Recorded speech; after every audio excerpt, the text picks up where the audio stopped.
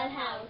The Yap Santiago Ancestral House in Corian District, Cebu City is one of the oldest existing structural residential houses in Philippines. It was constructed out of coral stones and wood by family of Chinese merchants sometime in the late 17th century. The Yap Santiago Ancestral House was a home built by Coco Maria Florido and Don Juan Yap each other. The house never had a major makeover. As a matter of fact, the house roof and walls were 95% original.